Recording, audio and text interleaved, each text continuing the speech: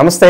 ఈ రోజు మనతో పాటు ప్రముఖ ఆధ్యాత్మికవేత్త దైవాజ్ఞ బ్రహ్మశ్రీ వీరాపురం సుబ్రహ్మణ్య స్వామి గారు మనతో ఉన్నారు. సో గురువు గారితో మాట్లాడేద్దాం. నమస్కారం గురుగారు. శుభాశీస్సులండి. గురుగారు, బంగారానికి క్రేజ్ అయితే ఎప్పటికీ తగ్గదు. మన భారతీయులకి బంగారానికి చాలా దగ్గర సంబంధం ఉంది. సో మనకు ఏ వివాహం చూసుకున్నా, ఎటువంటి శుభకార్యం చూసుకున్నా బంగారం లేనిది కూడా ఏది జరగదు. కానీ ప్రజెంట్ చూస్తున్నాము 1,00,000 వరకు టచ్ అయింది ఒక తులం వచ్చేసరికి. మరి రాబోయే రోజుల్లో బంగారం పరిస్థితి ఏంటి? సామాన్యుడు కొనగలిగే స్థితిలో ఉండగలుగుతాడా? సో పెరుగుతుందంటారా, తగ్గుతుందంటారా? ఓవరాల్గా ఏం చెప్తారు ఈ బంగారం గురించి? అలాగే బ్రహ్మం గారు ఈ బంగారం గురించి రాబోయే రోజుల్లో ఎలా ఉండబోతుంది అనేది ఏం చెప్పారు అసలు? చాలా మంచి విషయం, చాలా గొప్ప విషయం కూడా. బంగారం గురించి అనేటప్పటికీ ఒక మాటలో చెప్పాలంటే, మన ఆంధ్రప్రదేశ్ కాదు, స్వర్ణాంధ్రప్రదేశ్. ఏమంటే స్వర్ణ ఆంధ్రప్రదేశం అంటే బంగారు దేశం అని అర్థం. ఏమిటి 100%గా చెప్పాలంటే భారతదేశంలో ఉన్నవాళ్ళు, భారతీయులు అందరూ కూడా బంగారాలే 100%. అంటే ఒకప్పుడు వరకు కూడా, ఇదంతా పూర్వం ఆది నుంచి కూడా, గత మొన్నటి వరకు వచ్చిపోయి కూడా. ఇప్పుడు అంత లేదు, మారిపోయింది, చేంజ్ అయింది. ఇప్పుడు బంగారం కాదు, అంతా కూడా కలుషితమైపోయి ఉన్నది. అవన్నీ చెప్పకూడదు. అయితే వాస్తవంగా చెప్పాలంటే ఎక్కువ సంఖ్య భారతదేశంలో ఉన్న ప్రతి ఒక్కరూ బంగారమే. అందుకే ఇది బంగారు దేశం. అంటే ఒక మాట చెప్పాలంటే, బంగారం గురించి చెప్పడం పోయి ఇదంతా ఏంటి అనుకుంటారేమో. 100% ప్రతి మనిషి కూడా బంగారం. అంటే తన శరీరం పైన బంగారు ఉండడమే కాదు, తన మనసు బంగారమే, తన శరీరం పైన కూడా బంగారమే ఉంది. తనే ఒక బంగారం వాస్తవంగా. అయితే ఒక మాట చెప్పాలంటే, ఈ బంగారం అంతా ఎక్కడి నుంచో, మన దేశంలో లేదు, ఎక్కడి నుంచో మనం తెచ్చుకున్నామని చెప్పి వాళ్ళు ఉన్నారు. ప్రతిదానికి చెప్పాలంటే మొత్తం ఇంగ్లీష్ వాళ్ళు ఈ దేశాల గురించే చెప్తుంటారు. నువ్వు ఏ టాపిక్ మాట్లాడినా ఇది అక్కడ పుట్టింది కదా, ఇది అక్కడ ఇవన్నీ చెప్పేవాళ్ళే ఉన్నారు. ఇది చుట్టుపక్కల అవన్నీ పిల్ల కాలువలు, అవన్నీ సముద్రం అనేది భారతదేశం మహాసముద్రం. అంటే ఈ యొక్క భారతదేశంలో మహాసముద్రానికంటే మించిన అనంత సంపద ఉంది. దాన్ని అనంత సంపద చాలా మంది దోచుకుని వెళ్ళిపోయారు.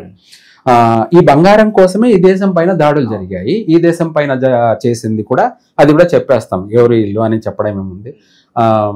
మొదటిగా చెప్పాలి అంటే, ఈ బంగారం కోసమే మొఘలులు వచ్చారు, ముస్లింలు ఈ భారతదేశాన్ని దోచేశారు.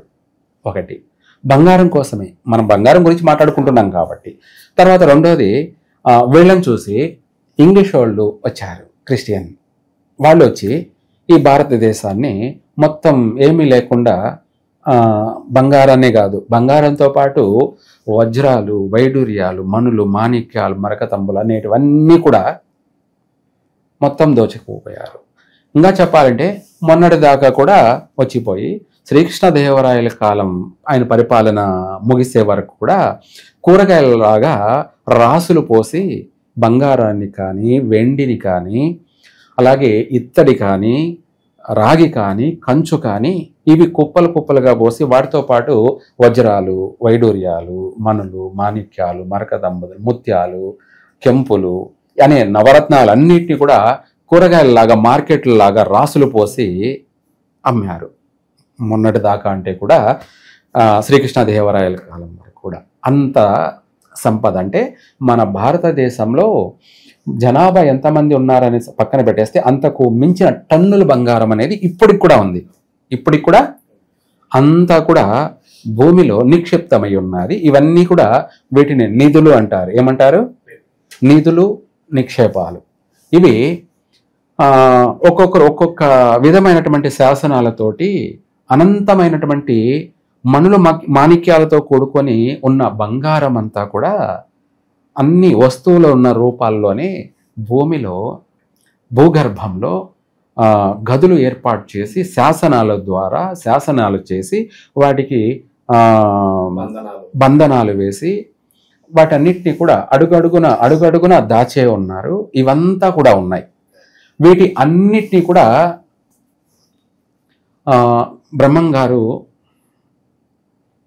శ్రీ పోతులూరి వీరబ్రహ్మేంద్ర స్వామి ఆయన మళ్ళీ నా రాకతో నేను వీరభోగ వసంతరాయ, ఏమిటి వీరభోగ వసంతరాయగా నేను మళ్ళీ జన్మిస్తాను. అప్పుడు ఈ భూమిలో దాయబడినటువంటి అనంత సంపాదనంతా కూడా, ఈ బంగారాన్నంతా కూడా వెలికి తీసి ప్రజలందరికీ కూడా పంచుతాను అని చెప్పి ఆయన ముందే చెప్పేశాడు. నేను వీరభోగ వసంతరాయునిగా జన్మించి ఈ భూమిలో ఉన్నంత ధనాన్నంతా కూడా పైకి తీసి ప్రజల అందరికీ కూడా ఈ సంపాదనంతా కూడా పంచుతాను, వాళ్ళందరూ కూడా సుభిక్షంగా ఉంటారు, అందరూ కూడా సుభిక్షంగా ఉంటారని చెప్పారు. అయితే ఇది వాస్తవం. అప్పుడు ఆయన వచ్చిన తర్వాత ప్రతి ఒక్కరు కూడా కోటీశ్వర్లు, అంటే ప్రతి ఒక్కరు కూడా రాజే. ఇక్కడ మనకేంటంటే ఇప్పుడు మీరు అన్న దానికి బట్టి ధరలు ఏ విధంగా ఉండబోతున్నాయి భవిష్యత్తులో ఈ బంగారం అనేది ఆయన వచ్చే నాటికి శూన్యం, కనిపించకుండా పోతుంది. ఆయన వచ్చే నాటికి బంగారం అనేది కనిపించకుండా పోతుంది. అంటే ప్రతి ఒక్కరూ ధరించేది ఏంటంటే ఆర్నమెంట్లు, ఏమంటారు అది, ఆభరణాలు. అంటే అవే ఇప్పుడు డూప్లికేట్, నకిలీ బంగారమే ధరిస్తారు. అంటే నకిలీ బంగారమే ధరిస్తారు అంటే మనం కొనే స్థాయి దాటిపోతుంది. ఇప్పుడు 1,00,000 ఉందేమో అనుకుంటా ఇప్పుడు ప్రస్తుతం. ఇది రాబోయే రోజుల్లో తులం అనేది కోట్లలోకి వెళ్ళిపోతుంది. 100 సంవత్సరాలు పట్టొచ్చు అంటారు. 100%. ఎన్ని సంవత్సరాల్లో ఆ ఫిగర్ చేరుకుంటుంది అంటారు? వాస్తవంగా చెప్పాలంటే 2050 నాటికి తులం బంగారు 1,00,00,000 దాటుతుంది. ఇంకా ముందే దాటచ్చు, 1,00,00,000 దాటేస్తుంది. ఒక తులం బంగారు 1,00,00,000 దాటిపోతుంది. అంటే ఈ మధ్యలోనే ఈ 1,00,000 కాస్త లక్షల్లో పోతూ ఉంటుంది. ఏమవుతుంది? లక్షల పెరుగుతూ పోతుంటుంది. 2050 నాటికి 1,00,00,000 రూపాయలు దాటుతుంది తులం బంగారు. ఇది శాసనం, ఇది రాసి పెట్టుకోవచ్చు. అంటే ఏం రాసి పెట్టుకోవచ్చు అంటే, సో నువ్వు ఉండొచ్చేమో, ఆనాటికి నేను ఉండను. ఓకే. కానీ అప్పటికి నేను చెప్పింది గుర్తుంటుంది. కానీ వాస్తవంగా చెప్పాలంటే ఆయన వచ్చే నాటికి ఇసుమంత బంగారం కూడా ఎక్కడా లేకుండా కనిపించకుండా పోతుంది ఇదంతా. అప్పుడు ఆయన వచ్చి ఈ భూమిలో దాగి ఉన్న బంగారాన్నంతా కూడా ఇప్పుడు కాదు కదా, కొన్ని లక్షల సంవత్సరాలు, భారతదేశం ఏదో ఈ 2025 సంవత్సరాలు కాదు, ఒక కృతయుగం అనేది లక్షల సంవత్సరాలు జరిగిపోయింది, త్రేతాయుగం అనేది లక్షల సంవత్సరాలు జరిగిపోయింది, అలాగే ద్వాపరయుగం అనేది లక్షల సంవత్సరాలు జరిగిపోయింది, కలియుగం అనేది 4 లక్షల చిల్లర జరగాల్సింది ఉంది. ఇప్పుడు జరుగుతున్నది 5,000 దాటి 6,000 సంవత్సరం నడుస్తుంది వచ్చిపోయి. ఇప్పుడు జరుగుతుంది మనకు 2025 సంవత్సరం కాదు, ఇప్పుడు వచ్చిపోయి 6,000 సంవత్సరాలు కలియుగ ప్రారంభమై 6,000 సంవత్సరాలు నడుస్తుంది వచ్చిపోయి. ఇది ఎప్పుడు ప్రారంభమైంది అని అంటే అర్జునుడి యొక్క మనమడు, అభిమనుని కుమారుడు పరీక్షిత మహారాజు ఈ దేశానికి మొదటి చక్రవర్తి, కలియుగ ప్రారంభ చక్రవర్తి. ఆడికి ద్వాపరయుగంతో అయిపోయిందన్నమాట. అభిమన్యుడితో మహాభారత యుద్ధంలో అభిమన్యుడితో ద్వాపరయుగం వెండైపోయింది. అలాగే ఈ పరీక్షిత మహారాజు అనే వాడితో కలియుగ ప్రారంభమైంది. దాన్ని యుగ సంధి. మనకు పగలు పోయి రాత్రి ముడిపడేదాన్ని మనం సంధి ఎలా అంటామో అలాగే ద్వాపరయుగం అయిపోయి కలియుగ ప్రారంభమైంది. ఆయన తర్వాత ఆయన సర్పశాపం వల్ల ఆయన చనిపోవడం జరిగింది. దానికి తన హిస్టరీ చాలా ఉంది. ఆయన కుమారుడు జన్మేజయుడు పరిపాలన చేశారు. ఇలా అందరూ చేసుకుంటూ వచ్చారు. ప్రస్తుతానికి శాలివాహన శకం అనేది జరుగుతోంది. ఇలా ఇవంతా కూడా కాలం అనేది మనకు దాదాపు ఇంకా వచ్చిపోయి 4,30,000 సంవత్సరాలు జరగాల్సి ఉంది. గురుగారు అయితే ఇప్పుడు ఆర్థిక సమస్య బాగోక చాలా మంది బంగారం తాకట్టు పెట్టుకుని డబ్బులు తెచ్చుకుంటూ ఉంటారు. అవును. కొన్ని కారణాల వల్ల ఎంత ట్రై చేసినా కూడా వెనక్కి తెచ్చుకోలేరు బంగారాన్ని. అవును. సో తాకట్టు పెట్టిన బంగారాన్ని తిరిగి వెనక్కి తెచ్చుకోవడానికి ఏదన్నా పరిహారం ఉంటుందా? చాలా మంచి విషయం అడిగారు. అయితే ఏంటంటే మనం పెట్టిన సమయం అనేది బ్యాడ్ టైం, అంటే పెట్టిన టైం బాగలేక అది అక్కడ ఆగిపోతుంది, అక్కడ పోతుంది. మనం పెట్టే టైం కూడా చూసుకోవాలి. బంగారం పెట్టేటప్పుడు కూడా మంచి టైమ్స్ అలా ఉంటాయి. 100% కదా. ఎందుకంటే మనం అక్కడ తీసుకుపోయి కుదో పెడుతున్నాం. ఈ కుదో పెట్టేటప్పుడు ఎప్పుడు పెడితే అప్పుడు పెట్టామనుకోండి, ఇంకా అది తిరిగి తీసుకోలేం, రాదది. ఎలాంటి సమయాలు ప్రిఫర్ చేయాలంటారు? అది మనం పెట్టే టైం కూడా వాళ్ళు కాస్త పంచాంగం అనేది చూసుకోవాలి. ఎవరైనా కూడా అవగాహన, కాస్త మంచి సమయం అనేది మనం చూసే పెట్టాలి.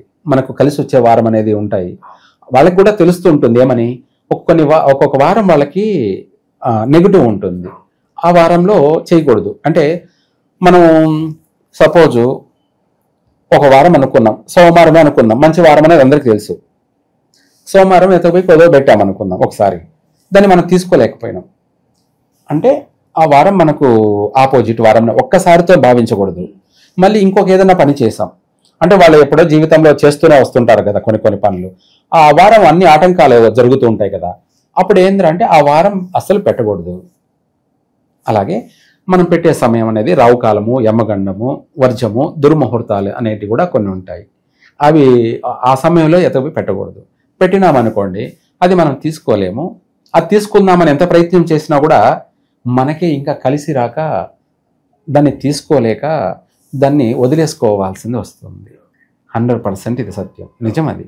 అందుకనేసి పెట్టేదానికి కూడా ముహూర్తం చూడాలా అని అనుకుంటారేమో, అది 100% చూడాల్సిందే. అది వాళ్ళ రిసీవ్ చేసుకునే mind capacity. So best remedy ఏదన్నా ఉంటుందా కాస్త అనుకూలత రావడానికి, వెనక్కి తెచ్చుకోవడానికి ఏదన్నా? చాలా మంచి మాట అడిగారు మీరు అన్నది. అయితే ఇక్కడ బంగారాన్ని మనము పెట్టిన బంగారాన్ని తెచ్చుకోవాలి అంటే ఏం చేయాలి తెలుసా? పుట్ట మట్టి ఉంది కదా, మనము పుట్ట దగ్గరికి వెళ్ళి అక్కడ కాస్త ఏదైనా సరే బెల్లమో, చక్కెరో, లేకపోతే ఏదైనా బియ్యమో, నువ్వులో ఏదో ఒకటి నైవేద్యంగా అక్కడ పెట్టేసి పుట్ట చుట్టూ ప్రదక్షిణ చేసుకొని పుట్టకు నమస్కారం చేసుకొని అక్కడ కొద్దిగా మట్టి తెచ్చి ఆ మట్టిని తేనె వేసి కలిపి, లేదంటే బెల్లం వేసి కలిపి, ఆమెన దాంట్లో మనము ఎరుపు అక్షంతలు అంటే బియ్యము, కుంకుమ వేసి అలాగే అక్షంతలు కలిపి అందులో వేసేసి ఈ పుట్టమట్టి, ఆ అక్షంతలు మనం ఒక ఎరుపు జాకెట్లో వేసి మూట కట్టేసి మనం ఇంట్లోనే బీరువాలో పెట్టుకోవాలి. అది కూడా పెట్టే సమయం చూసుకోవాలి. శుక్రవారం అనుకుందాం ఎగ్జాంపుల్, ఉదయం 6 గంటల నుంచి 7 గంటల లోపల పెట్టుకోవాలి. ఉదయం 6 నుంచి 7 లోపల పెట్టాలి. అలాగే సోమవారం అనుకోండి 6 నుంచి 7 కాకతలకే పెట్టుకోవాలి. మంగళవారం అనుకోండి ఉదయం 6 నుంచి 7 లోపలే పెట్టుకోవాలి. ఇలా మరి శనివారం అవుతేను అంటారు, శనివారం కూడా 7 తర్వాత 8 లోపల పెట్టుకోవాలి, లేదంటే ఉదయమే 5 నుంచి 6 లోపలే పెట్టేసుకోవాలి. అలా చేసి బీరువాలో పెట్టుకున్నట్టయితే మనకు మనం ఎంతైతే బంగారాన్ని కుదవపెట్టామో లేదంటే పోగొట్టుకున్నామో తిరిగి 100% రావాల్సిందే. తిరిగి అది ఏదో ఒక రూపంలో మళ్ళీ తిరిగి రావాల్సిందే, ఏ విధంగానైనా సరే. ఏ విధంగా అయితేనేముంది, సర్వ సంపదాం. ఏమిటి? సర్వ సంపదాం. ఆ విధంగా మనకు మళ్ళీ అంతకు మించి రావాల్సిందే, అది వచ్చే తీరుతుంది కూడా. ఇలా వీలైనంత వరకు కూడా ఆ బీరువాలో మన ధనాన్ని దాచుకునే ఎక్కడైతే ఉందో అక్కడ మనం నగలు కానీ డబ్బు కానీ పెడుతూ ఉంటాం కదా, ఆ స్థానంలో ఆ ప్లేస్లోనే ఈ మూటను పెట్టాలి. అదే అనంతమైన సంపద. అనంతమైన సంపద ఏ రోజైనా సరే తిరిగి రావాల్సిందే, లేదంటే దానికి మించి డబల్ రావాల్సిందే. దానికి మించి డబల్ రావాలి. ఇప్పుడు మనం ఒక 15 తులాలు పెట్టాం, పోగొట్టుకున్నాం, 15, 30 తులాలు రావాల్సిందే. సో రాబోయే రోజుల్లో బంగారం ధర ఎంత ఉండబోతుంది, తాకట్టు పెట్టిన బంగారాన్ని తిరిగి ఎలా తెచ్చుకోవాలి, మీ మాటలు అద్భుతంగా వివరించారు. ధన్యవాదాలు. సర్వే జన సుఖినో భవంతు.